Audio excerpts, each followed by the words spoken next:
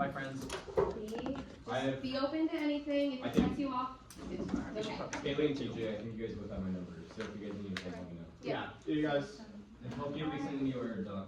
Yeah, if you want my number, it ever asks me for research or anything, I can give it to you guys. When in doubt, be exciting, smile, have energy. Yeah.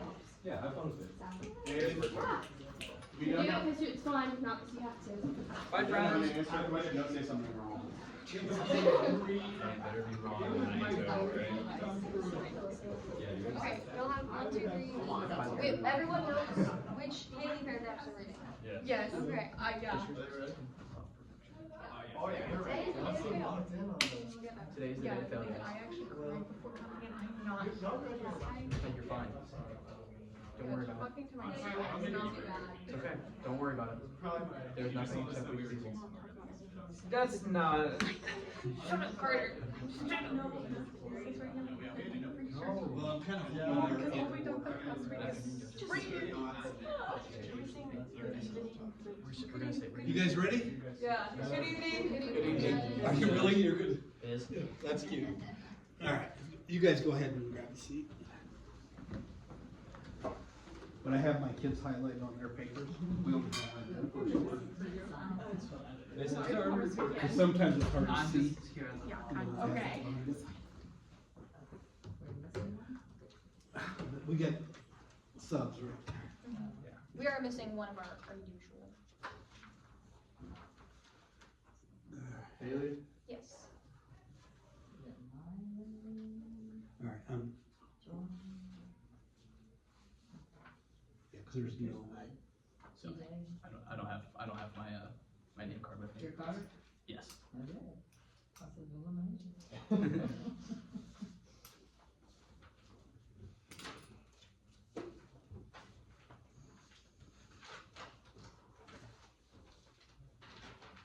How old is this paper? When did you finish it? Oh, our most recent 2 days. statement was finished on like Friday. I think. Oh, that's good. But then we edit more. And we edited Oh, you're stuff gonna today. edit it. Yeah. It's not the same thing. Yeah, it's not fully edited yet. Okay. Are you long? No, we're actually short. No such thing.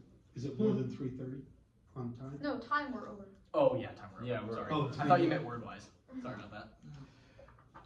All right, we're doing the questions in order, right? And you know that, so I'm not gonna read the question. I'd rather take time to be able to give follow-up to you, if that's okay. Since there's no one behind us that needs to know. But we will go through introductions because, you know, we'll do that the first time just so that you guys, you know, practice this. The saying hello to judges thing threw me off. You know. It's all right. All right, first off, I'm Mike Fossil. I'm a retired We the People teacher. I'm Arlene Klein, I'm a probate attorney in Indianapolis. I'm Joel Statham. I currently go to the Indiana University. I'm studying management at the Dakota School of Business, and I was a Unit 3 of 4 years ago now. I come here every year. I'm excited. Looking forward to it. I'm Miley Addington. I'm a senior at Plainfield High School along with the rest of my colleagues, and I plan to go to UND and further my education in political science. I'm Riley Winslow. I plan on going to Butler University to study physics. I'm Carter Brown and I plan to go to Ball State to study chemistry. I'm TJ Wackley and I'll be attending Hanover College for ecology. I'm Joya Random and I plan on attending Purdue to study biology. And these are our teachers helping us get further. Somewhere over there. Somewhere in the verse. All right. Couple things when you're reading.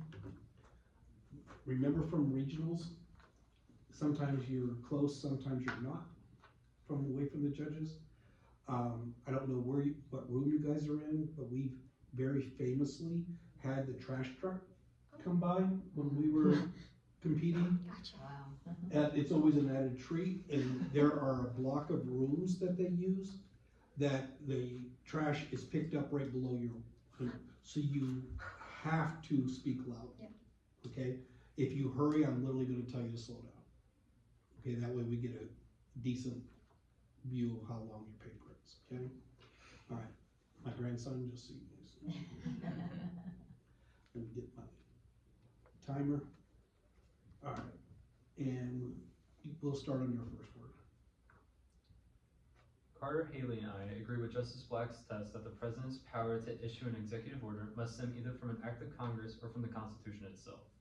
The strict standard requires the president to cite specific constitutional provisions or statute authorizing this action. Justice Black emphasized the separation of powers, confirming that the president's duty is to faithfully execute laws made by Congress, not create laws independently. Justice Black made it clear that presidents do not possess broad inherent powers simply because there is an emergency. He noted, President Truman's seizure of steel mills through an executive order was a legislative act, not an executive one. Congress previously rejected authorizations of such seizures, showing Truman acted against congressional intent. Black's ruling sought to keep presidents in check and prevent them from claiming powers not granted by law. However, Joy Miley and I disagree, arguing this test is too rigid and ignores real-world emergencies. In crises, immediate executive action may be necessary without congressional hearings. Article 2, Section 1, which vests executive powers in the president, suggests the framers intended broader authority beyond enumerated powers. We support Justice Robert Jackson's tripartite test, which evaluates presidential power depending on its relation to Congress. Jackson identified 3 categories. Maximum authority when acting with Congress approval. Lowest ebb when actions oppose Congress. And a zone of twilight when Congress is silent. The Supreme Court adopted Jackson's framework as a functional standard in James M. Moore v. Reagan in 1981, recognizing his tripartite approach as the guiding method for evaluating presidential power. Scholar Mark Rosen notes it is widely accepted for resolving conflicts between the president and Congress. Jackson's framework allows for contextual evaluation rather than requiring immediate congressional approval for every action. Executive orders, while not explicitly listed in the Constitution, fit the system of checks and balances as a tool for managing the executive branch and executing laws. Authority comes from the vesting and take care clauses.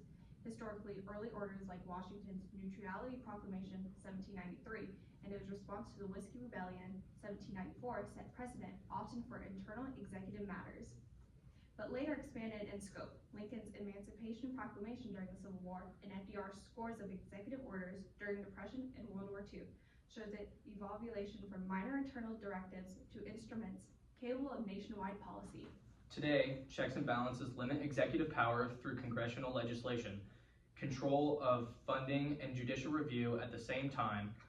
The administrative state allows agencies like the EPA, quasi-legislative authority enforced by the president under the Take Care Clause. This blurs traditional separation of powers but allows shared authority among Congress, the president, and the courts. Executive orders also respond to congressional gridlock, enabling fast action during crises, though the modern volume and scope of orders sometimes provoke concern about presidential overreach, such as withholding funds Congress has appropriated. Haley, Joy, and I argue the president should never withhold or defer funds Congress has appropriated. Article 1, Sections 8 and 9 grant Congress the power of the purse, and the Appropriations Clause bars spending without congressional approval. Unilateral withholding blurs essential checks and risks executive overreach. Historically, President Nixon refused to release billions in congressionally approved spending, prompting Congress to pass the 1974 Congressional Budget and Impoundment Control Act, or ICA, which limited impoundment and required the president to notify Congress and obtain approval for any permanent cancellation of funds. The Supreme Court has reinforced this principle. In Train v. City of New York in 1975, the court held the executive could not spend less than required under the Clean Water Act. Modern attempts like pocket rescissions are seen as ongoing executive attempts to bypass Congress. For example, the recent attempts by the Trump administration attempting to block foreign aid. However, Miley, Carter, and I believe the president should be able to withhold or defer funds only in narrow circumstances. The ICA permits temporary deferrals for contingencies, efficiency, or changes in program needs, and presidents have historically exercised this type of discretion. For example, Thomas Jefferson postponed spending on gunboats in 1803 after the Louisiana Purchase made the expenditure unnecessary. Constitutional scholars like Kate Stith argued that while Congress wields the power of the purse, the execution of appropriate funds is still an executive function, and some operational flexibility is inevitable. But even when such flexibility is justified, the president must follow the ICA's procedures for reporting the justification. We are now ready to answer your question. Okay, that's way long. It's 45 seconds long to 4 minutes. You guys don't want to be at 4 minutes. you need to be at probably 3:40, 3:45, because running clock, you want more time for questions. So let's just work with the idea that you need to cut about 60 words out of that. And then do a timing on it. Your reading was, for the most part, fine pace-wise, but it needs 60 words at least cut out of it. Make your goal 340. Because you guys are really good at follow-up. You want more time for follow-ups, worth more points than your paper is. Okay? All right, I'm gonna allow the folks on my right to ask their first questions, and all of my questions will be based on your paper. Okay. Would you like to start? I'll ask these. You can. You Okay. can, no, you can ask any of Yeah, these. They have not seen these. Or anything from that you wrote down. Or anything you I'm wrote. the least experienced, guys, sorry. Okay, so, should a president always refer to congressional silence, or can silence be interpreted as a tacit approval in some situations? I think that the president shouldn't always refer to congressional silence because it could be something else, like maybe Congress is like determining whether or not they're going to like approve a action the president wants to take. So I think that in some instances it could be, but not always. I agree. I think in really recent notices, Congress often takes a very long time to think about the decision that they want to make, especially if it's a very hot topic and there's a lot of things to consider. And so the president should not always take immediate action because Congress has not spoken, but there are definitely times when the president has to because something is so pressing. Okay. The very beginning of your paper, you talk about kind of like what the president should not be allowed to do. You give me Youngstown as your proof to that. You go to the tripartite test that my favorite Supreme Court Justice Robert Jackson put forth. Does it matter? Has there been any significant accountability to the Trump administration for the massive amount of impoundment of funds that they have done over the last 9 months? Has anyone, has Congress in particular, pushed back on that? I would argue no, that they have not. They have often been seen to be absent in situations where they should be taking him accountable for the things that he's doing. He often is overreaching powers of his, and he feels that he has power in any way that he wants outside of executive reach. And I think we shouldn't say that tests like that through the tripartite test don't matter, but they should be noticed more. They should be taken account, but they're not. Going off what my colleague TJ said, we can also see like in our Constitution, in Article 1, Section 8, Congress powers explicitly are listed in Article 1, Section 8 because they have the power of the person. With Trump administration impounding that money, we do see no action with that, but I think the Trump administration needs to take that drive and say something like, no, this isn't our power, it's listed explicitly for Congress. So I think it's both faults. And I believe that Trump has been impeached a number of times. President Trump has been impeached a number of times. And if I'm recalling correctly, one of them was over impounding funds that were meant to aid Ukraine. So I would see that as pushback from Congress because they impeached President Trump.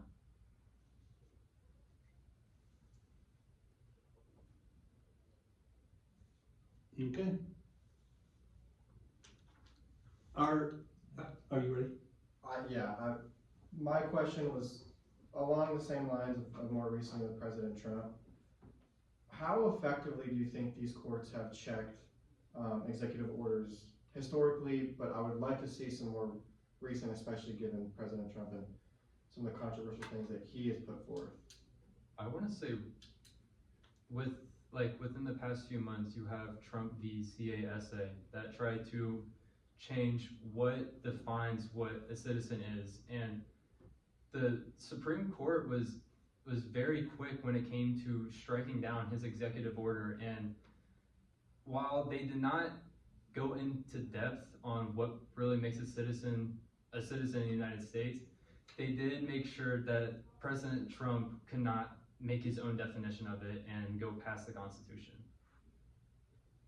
And another thing, President Trump issued an executive order earlier this year that was meant to take down birthright citizenship. And I think that it's in poor taste that the Supreme Court is still deciding this because directly in our Constitution, birthright citizenship is given. So the fact they're taking so long to issue something over something that's directly in our Constitution, I feel is in poor taste. An example where they maybe weren't acting they were taking a stance on something that President Trump's executive orders have gone through, but maybe not in, like you said, great taste. With his executive orders about travel bans, often called Travel Ban 3.0, it is often seen and argued that his reasoning for restrictions on travel through the United States was based on religion of certain countries, and then that was the common factor in the countries he was picking. And you have states pushing back. You had courts in Hawaii saying that this isn't right, that it's very obvious his reasoning for it, but by the time it got to the U.S. Supreme Court, they favored with him. Why, PJ, why do you think they favored? Why do you think the courts fell on the side of that? I think typically a big issue now is President Trump has been able to pick and choose a lot of people throughout the government, and he's replaced a lot of people. He's decided who gets to be in the federal government, and the Trump administration has gone far beyond the executive branch. I think that's an issue. Not everyone should be as President Trump. They should be within their separate branches and following their own ideas. Anyone have a counter argument they want to throw? In Trump v. Hawaii, we can see why the Supreme Court sided with the Trump administration, because in Trump's defense, he said it was about terrorism, the fight on terrorism that has been going on since 9/11. We can see that with the Bush administration and going through Obama.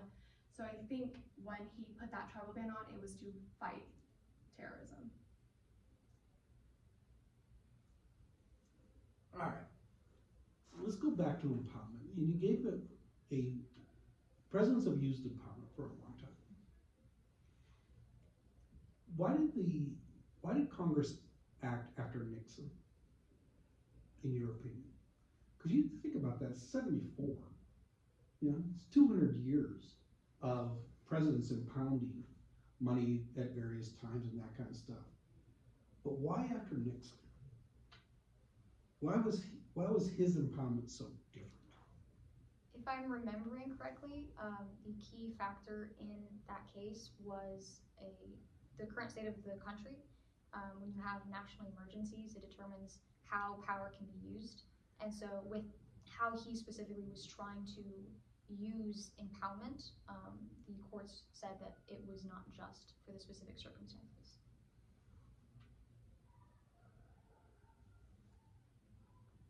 It's a danger zone question because it's out of your paper. And we'll talk about that when we're done.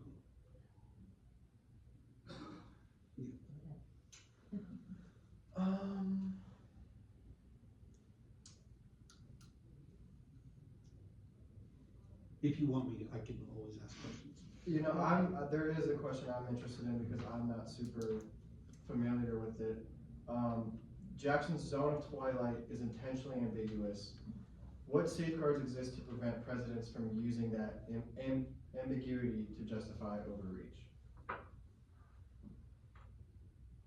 Well, the judicial branch does have the ability to review an executive order and strike it down, and the legislative branch has the ability to pass legislation that either contradicts or nullifies an executive order. So those are like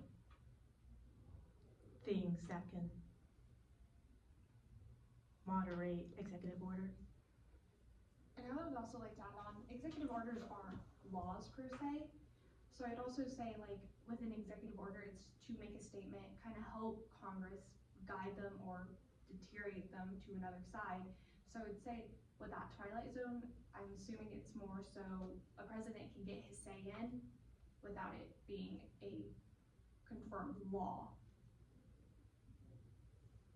Okay, I want to ask one last question because our time is really up. You brought up the national emergency thing. What would prevent, I don't know, a president of the United States from declaring a national emergency in order to meet a political gain? Is there any check onto that? If there is check, I would say it hasn't worked very efficiently because it has been used very regularly, especially under President Trump's administration. He has sending in National Guard into a plethora of states throughout the country, claiming that there is some national emergency going on and that is his reasoning. But typically the things that he's saying is that there is some high crime rate when, if you look at the statistics, it's simply not Is there true. a mechanism? Is there a mechanism out there? We'll talk about that too. A mechanism that checks the president from. No, the checks that declaration of national emergency. We have national emergencies on the book from '79. There is none, because we still have national. Oh, there is. There is. It's just not an easy one because the check on a national, well, our time is over. Our check on a national emergency is that Congress would have to pass a law ending the national emergency and then go to the president to be signed. The person who declared the national emergency, and then if he vetoes it, it would take what percentage to override the veto? A never before seen percentage on any law that's not naming, I don't know, a post office. So the reality is, there's no check short of public opinion. Your paper leads you into that argument. You have to know that. If elsewise, you're gonna get painted into a corner. If I was mean, I would have trapped you and we would have never left that. And it would have gone on for days. Your parents would have called, asking why are they still in the trap? And I said they can't. Okay. There's fundamentally this question. I think this question is a mean question to ask you guys because there's an agenda in this question. It is the impoundment. Why did he spark Congress to move? Realize one, I'm not sure of both, but I'm pretty sure one of the branches of Congress was controlled by Republicans that passed the Impoundment Act because he impounded things based off of his own political beliefs.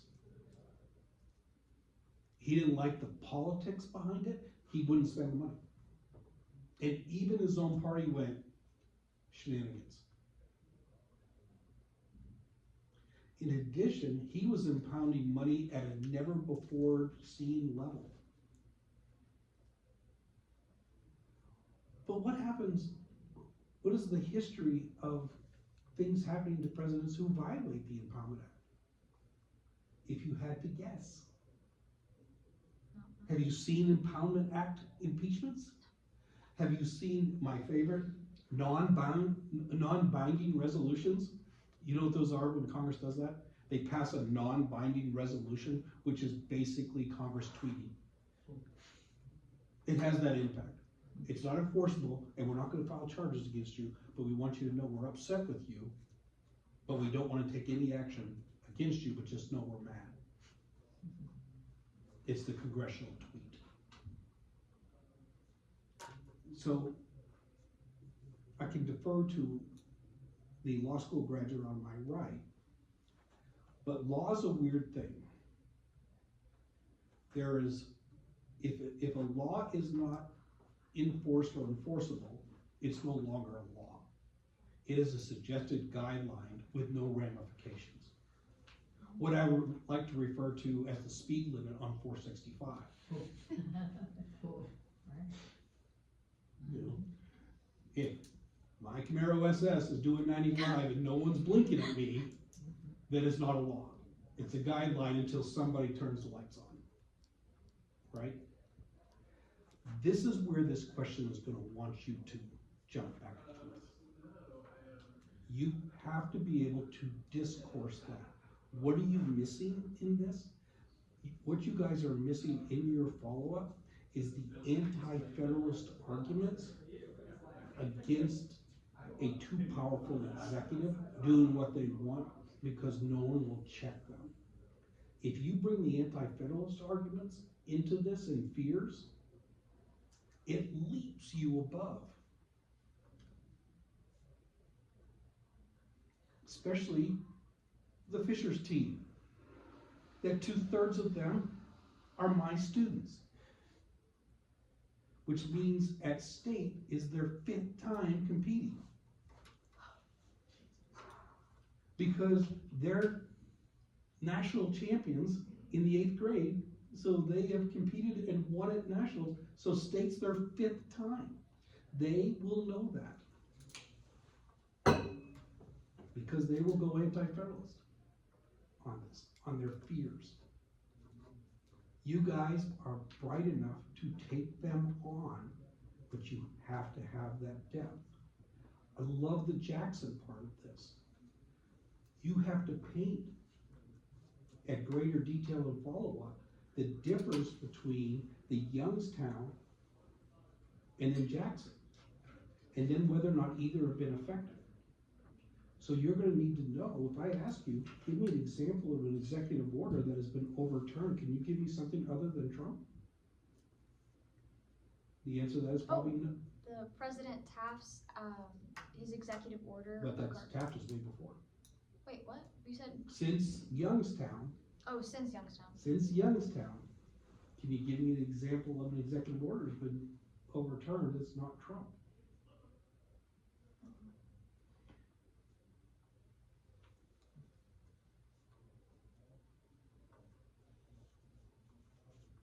Okay. Anything else? I can give my rundown. Obviously, listen to everything that he says is first. I was impressed. Again, I mean, I watched your guys' video. I know it's not the same group from regionals. Carter, how long have you been in this unit? I joined this unit right after regionals. Okay. So, it's been really rough going from Unit 1 to Unit 6 to Unit 2, then to Unit 3. Yep, and I couldn't really give you a score. I'm not saying you did anything wrong. I would like to see how we can incorporate him. One of the things that my unit did when we had people that shifted around was we just gave them stances, whether or not they agreed on them, make sure they know it. That way he can participate, because it was, other than the name card, it was, for me at least, it was obvious that he wasn't participating, which is good that we're having this issue now. TJ, I thought you were great. Riley, I would like to see you participate a little more as well. I know, and some of the questions, like, they're just not set up for everybody to participate like that. And I understand that because in our regionals, we had just questions where they were set up where some people just, the answers that they had weren't really helpful to the question. Obviously, we'd like to get everybody involved when we can. How many people is he asking to, like, participate per question? Is it 3 or 4? We didn't super talk about it. No, We it's haven't had just, a group of with six. 6, he's talked about as long as the question has been answered, and like, we all agree that like. It feels complete. Yeah. Okay. And that's the issue I ran into, like, I feel like I could've definitely jumped in more, Yeah. but like, TJ and Joy had like amazing answers. So this was the issue with our group, is we had 2 people who were very strong, and I think you guys are very strong. And it comes when you guys are dominating the Q&A. Love your answers, but just from a judge's standpoint, it becomes obvious when I'm looking over here the whole time and leaving out you 3. Like, you had a good answer, and your answer to my question was great. But I would like to see some spread out, and that might just require some of the answers that you have, just telling them this is how you have to answer it, and we're gonna look to you instead of me for this, which is fine. And to build on what he says, my teams, we signal, and you throw a signal. The signal that we used the most when we were a panel of 6, the year that we were a panel of 6, is if I did not speak, they would go ahead and shift their hands Yep. slightly forward. Yeah, that's what our group did. Yep, and that way you knew who did not fire on the last question, and they get first shot. Yep. And then it's okay to pause on a question, judges call that thinking, Yeah. it's fine. You know, and then take a look, let those folks that put their hands forward, fire first. Let them grab the low-hanging fruit first, if there's low-hanging fruit to be had on that question. Once they have fired, they pull their hands back. Now, if they don't have anything to add, they just pull their hands back. You know, so, but with a group of 6, you have to be careful that you don't become the spectator. Yep. Now, the thing is that you've bounced units. Unit 1 plays all this. If I was Unit 1, I would have Unit 1 all those questions. Especially on the executive. I would have jumped into, basically, under, you know, you could have Hobbs that, you know, the Hobbs executive, in many ways, an unchecked president is given a Hobbesian amount of power to a thing. You say that, you're gonna have people fawning on you. You wanna Montesquieu the executive? Montesquieu's view that not only do they have to follow the take care clauses based on Montesquieu. You could throw the Montesquieu out there, but Montesquieu also said the executive must be able to react inside of an emergency situation. You could have also pulled Voltaire out of that, and the Voltaire social contract says you form an executive to solve the immediate problem, and the executive disappears once the problem is solved.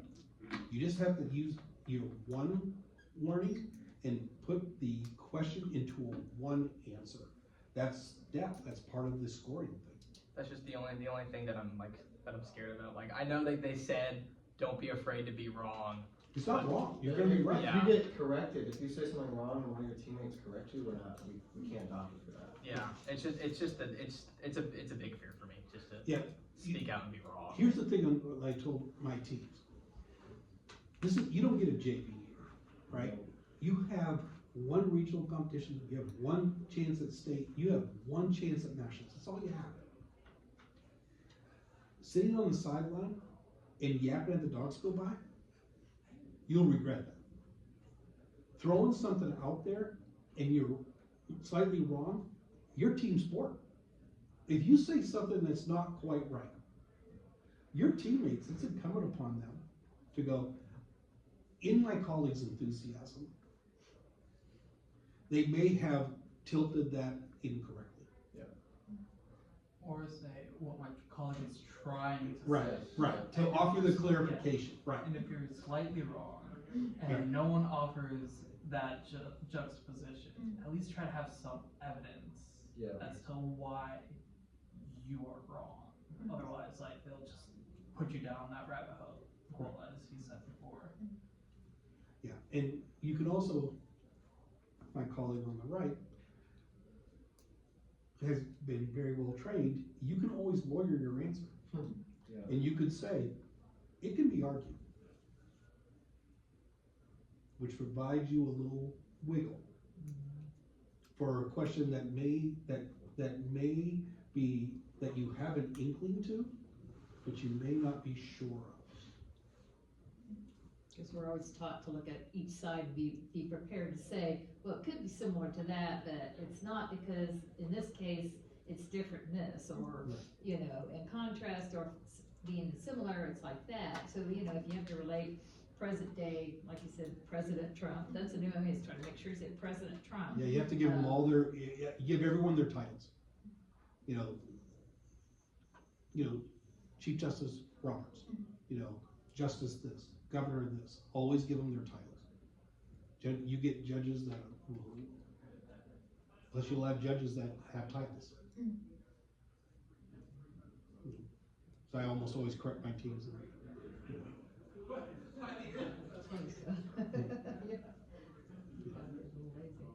Well, it's also, you know, nothing worse than insulting somebody and then needing their tacit approval. You know? On that, really appreciated the Jefferson thing. On the impoundment, a couple more examples. The Taft example would be a good one. FDR would be another one who impounded. there's been impoundment after that. The link that you guys could make to that impoundment would be the line item veto that temporarily aligned, and you probably have that in your background. And then also, then that leads you to, what is it, Clinton v. New York, that overturned that. Oh, thanks. You know, it's been a hot minute. You know, but it's like, you know, to be able then to take that one step further, that's that kind of constitutional knowledge, kind of we the people knowledge thing that you want to throw around, even if you can just tie it. You're looking at your bouncing units as being a deficit. I would look at that as being an advantage. I'd be dragging everything into my preferred unit. Everything. I could do that. I could really do that, actually. You know, and so what your goal should be, every other question, drag it into one of your former units on that score sheet is depth of knowledge. Nothing speaks depth more, but stepping out of your unit. Okay?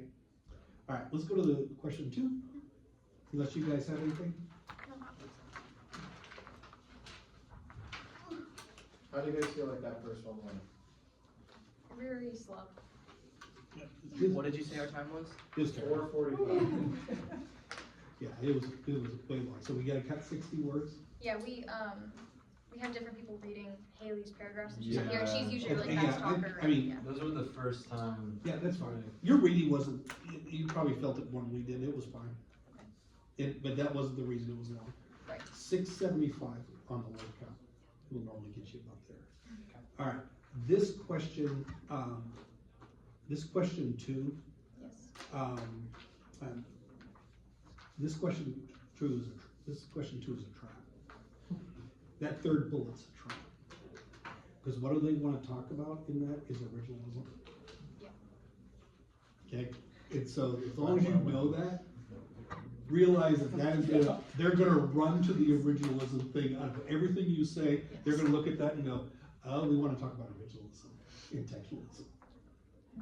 So there's where we're gonna go. All right. When you're ready. Jefferson recognized constitutional adaptation was necessary to prevent Slow down.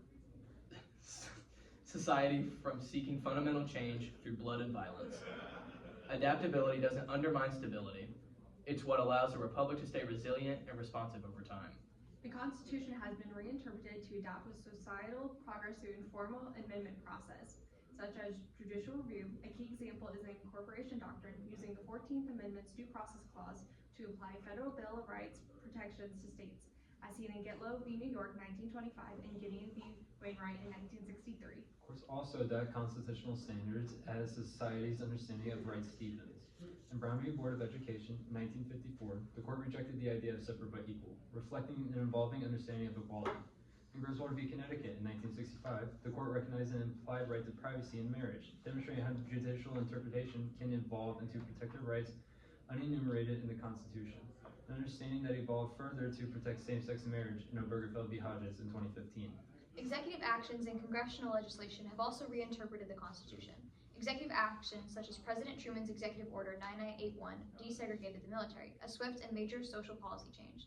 Congress has used its legislative power to adapt the Constitution based on progress of the human mind, as clearly demonstrated by legislation such as the Civil Rights Acts, Americans with Disability Act, and the Lilly Ledbetter Pay Act. Formal amendments have also been fundamental in altering the Constitution to go hand in hand with the progress of the human mind. The immediate necessity for individual protections following ratification led to the Bill of Rights, demonstrating an early willingness to adapt the Constitution to meet public demands. Most transformative changes occurred during the Reconstruction era. The 13th Amendment in 1865 abolished slavery, and the 14th Amendment in 1868 established birthright citizenship, due process, and equal protection, collectively redefining who was included in We the People. This is why some on our panel believe, when looking back on our nation's 250-year history, the Constitution amendment process in Article 5 has allowed for the changes Jefferson referenced to Tompkins in his letter. The amendment process reflects Jefferson's own opposition to frequent and untried changes, yet has enabled monumental constitutional shifts. The process, when supported by strong public will, can also be achieved swiftly, as the 26th Amendment was ratified in under 4 months. However, others on our panel argue the process is too rigid and fails to facilitate necessary change. This contrasts Jefferson's view that the earth belongs to the living. Only 27 amendments have been ratified out of 1,200,000 proposals. This high hurdle impedes change like the Equal Rights Amendment, ultimately forcing constitutional change to come primarily from an unelected judiciary. Even within our panel, we are divided on the best method of constitutional interpretation. Miley, Riley, and I believe the Constitution should predominantly be interpreted based on its original understanding. Originalism anchors judges to constitutional text and history, relying on evolving social values, can invite judicial imposition and personal morality and produce instability. For example, in Crawford v. Washington in 2004, Justice Scalia relied on the original meaning of the Sixth Amendment's Confrontation Clause to overturn modern precedent and restore the framers' understanding of cross-examination rights. By adhering to the fixed understanding of the framers and avoiding shifting passions, Madison Morgan's in Fed 10, originalism ensures the Constitution remains durable fundamental law than an instrument of contemporary policy preferences. Haley, TJ, and I argue the Constitution should be interpreted as a living document. This approach aligns with Jefferson's view that institutions must not be frozen in the past. It enables the Constitution to address issues the framers could never have anticipated. Living constitutionalism also allows constitutional principles to draw meaning from the evolving standards of decency that mark the progress of a maturing society, as Justice Kennedy reasoned in Lawrence v. Texas, overturning Boyers v. Hardwick. When the formal amendment process fails to change with social needs, this approach provides a way to recognize fundamental rights and resolve emerging conflicts, ensuring the Constitution remains relevant and practical for a modern, diverse society. We are now ready for your questions. Okay, so that's about 4:30. So you're talking, again, 50, 60 words need to come out? Because your reading is fine, pace-wise, so. Okay. You ready? Is originalism just an excuse to keep white men in power?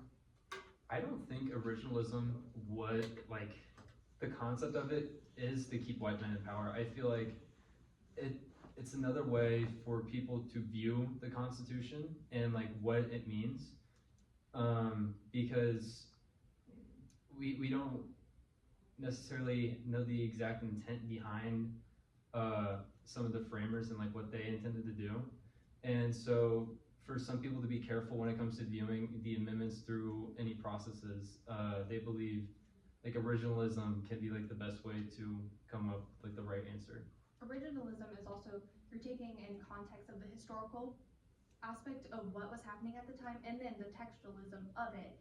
So saying that, even though we're always progressing as a country, so even with the 13th, 14th, and 15th Amendment, even though historically it was a big time, but amendments were there to have that change in our country. So saying that originalism only keeps white men in power, I would say even with our amendments, we can see the process change with our Reconstruction Amendments, the 19th Amendment, and many more.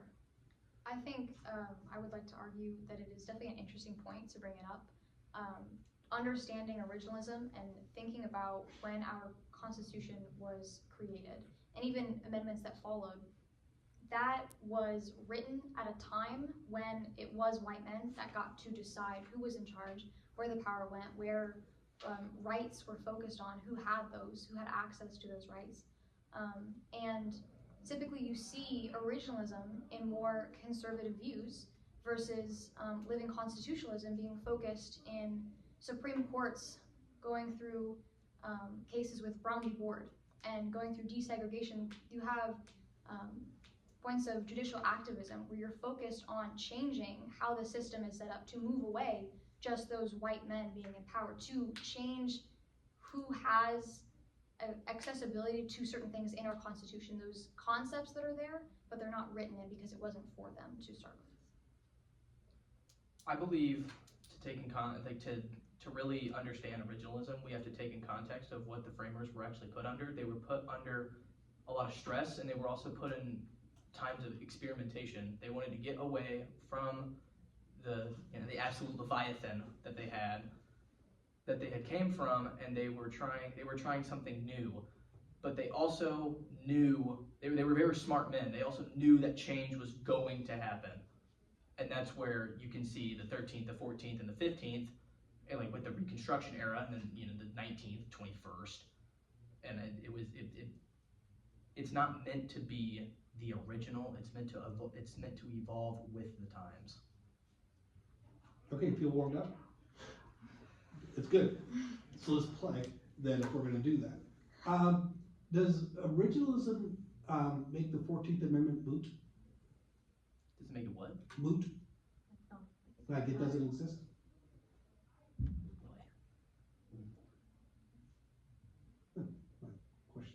Well, I wouldn't exactly say that originalism makes the 14th Amendment moot, but I would say that it wouldn't have the power that it has today under originalism. Like, for example, the Equal Protection Clause, that was originally supposed to only address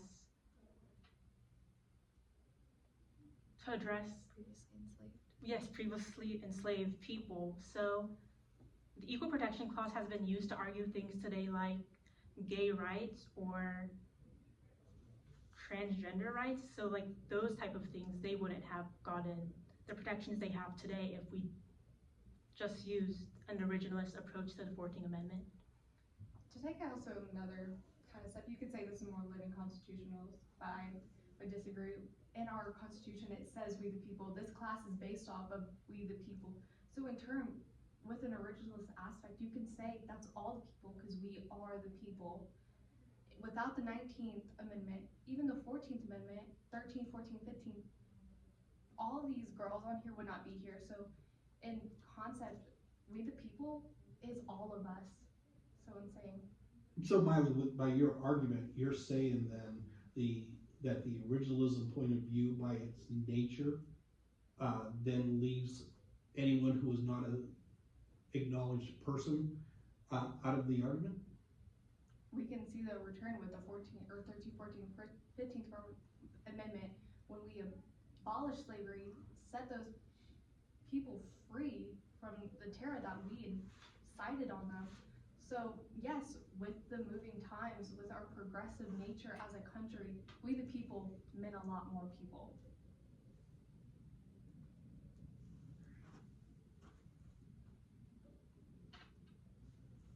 I'm gonna box you then. All right.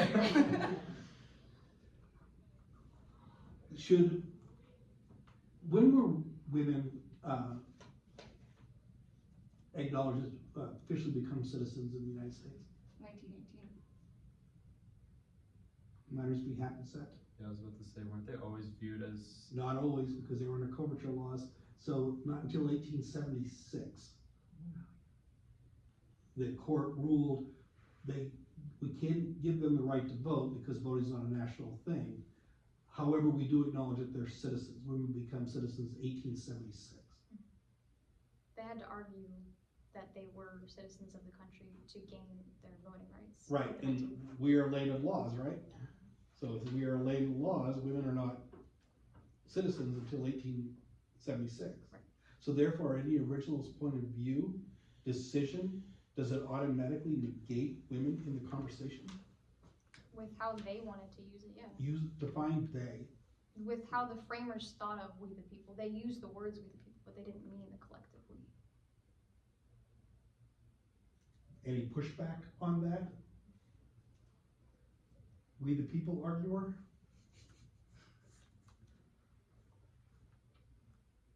Not at this moment.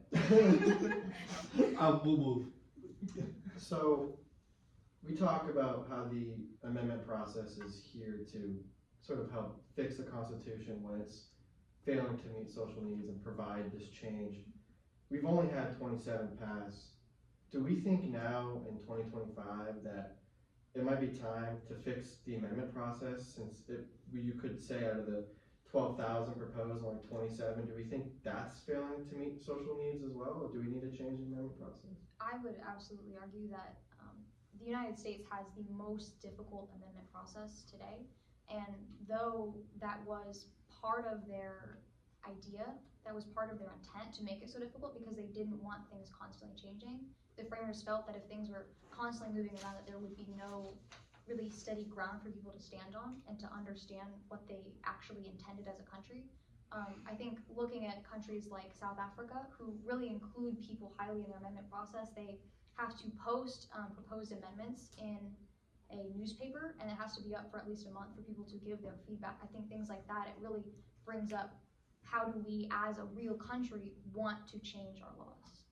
And to like take off what Haley said, TJ said, the framers, they said they didn't want the amendments constantly changing, but they never said they didn't want it to ever change. And I think that in our modern day and time, we are extremely polarized. And for constitutional amendments to like go through, we need 2/3 of the House and Senate, and then a 3/4 ratification. And I just don't see us, like our government, like ever agreeing to do that. Like we saw that with like the government shutdown just like a few weeks ago. That showed how polarized our country is, because they couldn't even agree on spending. I want to argue that there really isn't anything wrong with our amendment process. The framers did make it to where it could take a while for amendments to pass, but they also did not expect our country to become as big as it is. But also, I like to view it as, for the amendments to take so long to be passed, it could be leading the amendments to what could be viewed as like, as perfect as they can make it, like as best as like people are able to make it to be for all the citizens in the United States. So, though I see where my colleagues are going with like how it takes too long and like how it's affected our country now, I do think because of its current status, it has helped like some of the best amendments to be passed. To kind of go off what my colleague said, we've also built the system, what my colleague Riley said, sorry. We've also built the system where we have a formal amendment process and an informal amendment process. We have to where we can make a new amendment and it goes through the formal, and we can change the interpretation of the Constitution's text through the informal amendment process. To go kind of off what both my colleagues said, when we pass an amendment, it's a very societal change. I mean, with the Reconstruction amendments, those are very societal. It's, I guess, after the Civil War, we as a people in like the Union, we wanted that change. We needed that change for certain. The 19th Amendment, we see peaceful protests going on. Women should have the right to vote. So I think with our amendments, when we pass an amendment, it's very societal. We need that societal change to happen. So being said, our amendment process is fine. We don't need to change anything unless as a society we agree. So as you said, the reconstructive amendments, there's the Bill of Rights, there's the 26th Amendment. These were passed quickly under that strong public pressure. So does that prove that the system works when it needs to?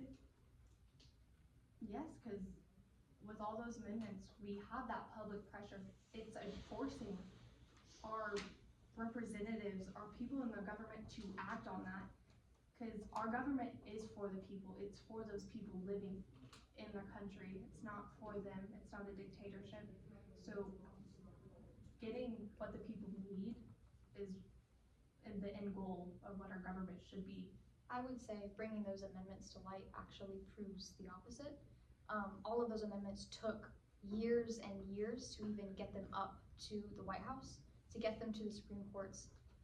The types of fights that people had to go through, emotional, societal, like physical violence for those types of things to finally be understood, and like for the government, for the federal government to realize that if that change wasn't made, the fight was never going to end. People had been pushing for it for so long and no change was happening, and I think that is the issue that needs to be highlighted within how that system works. You bring up Jefferson in your paper, or I'm sorry, in the question they bring up Jefferson, which I think is a interesting person to quote on this. Did Jefferson anticipate our Constitution becoming the oldest national constitution in the world?